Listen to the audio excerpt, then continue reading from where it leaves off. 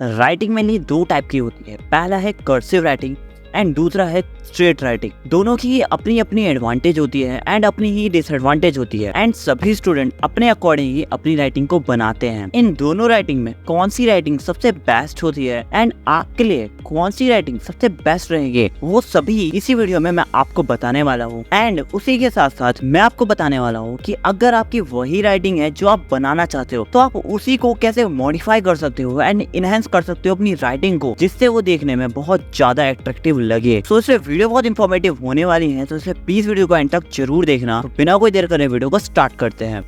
As first of all मैं आपको बताता हूँ कि अट्रैक्टिव राइटिंग किसे बोलते हैं। देखो, किसी भी राइटिंग का अट्रैक्टिव होना ये एक सब्जेक्टिव टॉपिक है। ये हर किसी के लिए अलग अलग होता है। जो राइटिंग आपको पसंद है वो जरूरी नहीं कि सामने वाले को भी वही राइटिंग पसंद होगी एंड सभी का ही डिफरेंट टेस्ट होता है। सो इसलिए आप अपनी राइटिंग को दूसरों के जजमेंट पे जज मत करिए, क्योंकि सभी का ही अलग डिसीजन एंड अलग इंटरेस्ट होता है। सो राइटिंग किन फैक्टर्स पे डिपेंड करती है वो मैं बताता हूँ। सबसे पहले राइटिंग आपकी सिमेट्री पे डिपेंड करती है। आपकी राइटिंग जितना ज्यादा होगी एंड जितना ज्यादा इक्वल होगी वो उतनी ज्यादा ही अट्रैक्टिव लगेगी। इसी के साथ साथ अगर आपकी राइटिंग इक्वल है एंड लिखे गए हर वर्ड के हाइट एंड विड्थ भी सेम है तो वो राइटिंग एक अट्रैक्टिव राइटिंग लगेगी। एंड इंग्लिश हैंडराइटिंग में सबसे मेन दो टाइप की हैंडराइटिंग होती है। पहला है कर्सिव एंड दूसरा है स्ट्रेट राइटिंग। वैसे तो स्ट्रेट राइटिंग ज्यादा पॉपुलर है एंड ज्यादा लोगों के द्वारा यूज किया जाता है, और उसी के साथ साथ स्ट्रेट राइटिंग में भी दो टाइप के वेरिएंट देखने को मिलते हैं। सबसे पहला है, आप अगर अपनी राइटिंग को बिल्कुल स्ट्रेट एंड शार्प बनाते हो तो वो एक अलग कैटेगरी आ जाती है। एंड दूसरी वो कैटेगरी जिसमें स्ट्रेट राइटिंग में ही